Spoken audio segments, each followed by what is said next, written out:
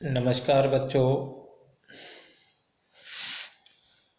इससे पहले जो है ऊष्मागतिकी में हमने अध्ययन किया है ऊष्माधारिता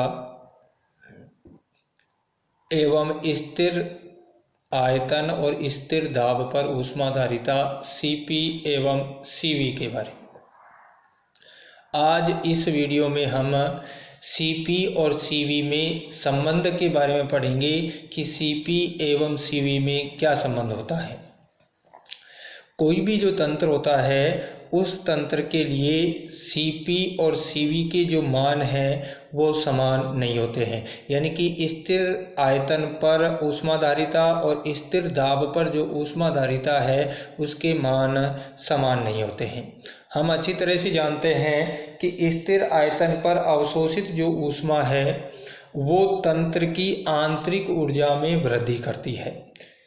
जबकि स्थिर दाब पर जो अवशोषित ऊष्मा है वो तंत्र की आंतरिक ऊर्जा में वृद्धि के साथ साथ कार्य भी होता है। यानी कि स्थिर दाब पर अगर ऊष्मा अवशोषण होती है तो आंतरिक ऊर्जा में वृद्धि भी होगी और उसके साथ जो है कार्य भी होगा, क्योंकि हमने इससे पूर्व भी पढ़ा है कि QP is equal to delta E plus P delta V है, जहाँ डेल्टा E आंतरिक ऊर्जा में वृद्धि और डेल्टा P डेल्टा V जो है वो दाब आयतन कार्य है। तो इस बात से जो है ये स्पष्ट होता है कि यदि किसी पदार्थ के द्वारा समान मात्रा में ऊष्मा का अवशोषण होता है तो स्थिर आयतन पर अगर ऊष्मा अवशोषित होती है तो उस पदार्थ के ताप में अधिक वृद्धि होगी, लेकिन उतनी ही मात्रा में ऊष्मा का अवशोषण यदि पदार्थ के द्वारा स्थिर दाब पर किया जाता है तो उस पदार्थ के ताप में जो है स्थिर आयतन की तुलना में जो है वो कम वृद्धि होती है। अब इस ताप में जो समान वृद्धि है, यदि हम जो है दो पदार्थों के स्थिर आयतन और स्थिर दाब पर जो है समान ताप में वृद्धि करना चाहते हैं तो इसके लिए स्थिर आयतन की अपेक्षा स्थिर दाब पर पदार्थ को अधिक ऊष्मा की आवश्यकता होगी, यानी कि स्थिर आयतन पर जो है कम ऊष्मा में ही ताप में उतनी वृद्धि हो जाएगी, जबकि स्थिर दाब पर यदि हम उतने ही ताप में वृद्धि करना चाहते हैं तो अधिक ऊष्मा की आवश्यकता होती है। हमने जो है पीछे जो इससे पूर्व जो वीडियो है उसमें यह अध्ययन किया है कि स्थिर आयतन पर ऊष्माधारिता जो है उसका मान होता है Cv is equal to del E upon del T at constant volume होता है, जबकि स्थिर दाब पर जो अवशोषित ऊष्मा है उसका मान होता है Cp is equal to del H upon del T at constant pressure. ये जो है हम पहले पढ़ चुके हैं। अब यदि हम समीकरण 2 में से समीकरण 1 को घटाएं तो Cp माइनस Cv जो है वो हो जाएगा del H upon del T at constant pressure minus del E upon del T at constant volume, यानी कि स्थिर दाब पर ऊष्माधारिता और स्थिर आयतन पर ऊष्माधारिता का मान जो है ये होगा del H upon del T at constant pressure minus del E upon del T at constant volume होगा।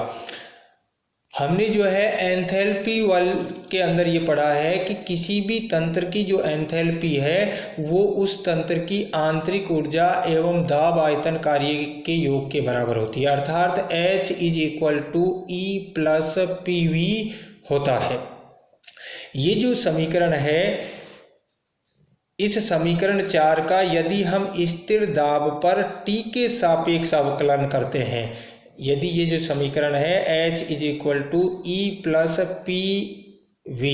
इसका स्थिर दाब पर T के सापेक्ष अवकलन करते हैं तो हमें प्राप्त होता है del H upon del T at constant pressure is equal to del E upon del T at constant pressure plus P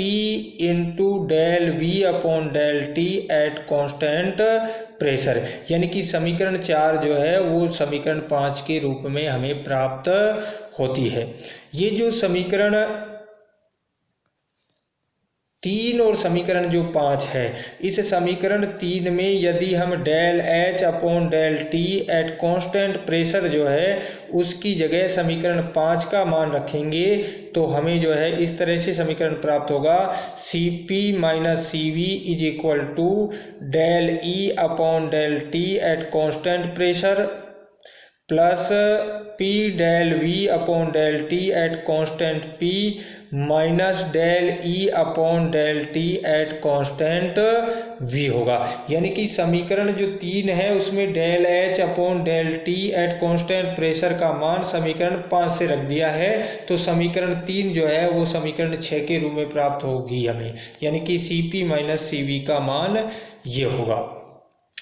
अब जो कोई भी जो तंत्र है उस तंत्र की जो आंतरिक ऊर्जा है वो 3 चर ताप, दाब और आयतन में से किन्हीं 2 का फलन होती है, यानी कि 3 में से किसी एक समय पर किन्हीं 2 का जो है ये फलन होती है। अतः हम कह सकते हैं कि स्थिर दाब पर आंतरिक ऊर्जा ताप और आयतन का फलन है, इसलिए हम इसको ऐसे व्यक्त कर सकते हैं E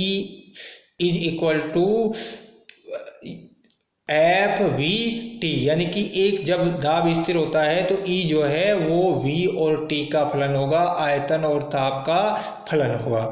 अब ये जो समीकरण 7 है, इस समीकरण 7 का यदि हम अवकलन करें तो अवकलन करने पर हमें प्राप्त होगा d E is equal to del E upon del V at constant T into d V plus, यदि ये तो हो गया स्थिर ताप पर जो है आयतन के सापेक्ष डी का अवकलन, यानी कि हम दोनों परिस्थितियों में जो है इस समीकरण का अवकलन करेंगे क्योंकि दोनों पर जो है ये दोनों का फलन है। तो पहली स्थिति में डी ई जो है वो है आपका कि यदि हम कांस्टेंट टेम्परेचर पर आयतन के सापेक्ष डी ई का अवकलन करते हैं तो वो होगा d E upon d V at constant T into d V, और यदि दूसरी जो प्लस किसके बराबर होगा, कांस्टेंट आयतन पर ताप के सापेक्ष अवकलन होगा d E upon d T at constant V into d T, यानी कि इसका अवकलन करने पर हमें समीकरण 8 प्राप्त होगी। ये जो समीकरण 8 है, इस समीकरण 8 में यदि हम दोनों ओर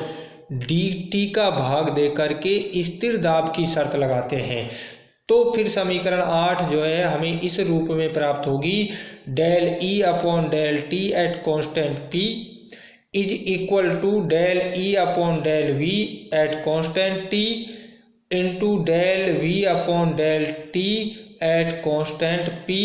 plus del E upon del T at constant V, यानी कि ये जो है समीकरण 9 हमें प्राप्त होगा। ये जो समीकरण 9 है, इस समीकरण 9 में हम del E upon del T at constant P का मान समीकरण 6 में, यानी कि समीकरण 9 से हम del E upon del T into P जो कि समीकरण 6 में है उसके स्थान पर इसका मान यदि हम रखेंगे तो उस स्थिति में जो है हम ये पाएंगे कि C P minus C V is equal to होगा आपका del E upon del V into T into del V upon del T constant P plus del E upon del T at constant V plus P del V upon del T constant P minus del E upon del T at constant V होगा, क्योंकि इस समीकरण में जो है del E और del T जो है आपस में निरस्त हो जाएंगे, तो फिर जो है हमें नया समीकरण प्राप्त होगा C P minus C V is equal to del E upon del V at constant temperature into del V upon del T at constant pressure plus P into del V upon del T at constant pressure जो है ये होगा। इस समीकरण को यदि हम पुनः व्यवस्थित करते हैं तो उस स्थिति में हमें प्राप्त होगा C P minus C V is equal to del V upon del T at constant pressure into P plus del E upon del V at constant T, यानी कि Cp माइनस Cv का मान जो है हमें इस रूप में प्राप्त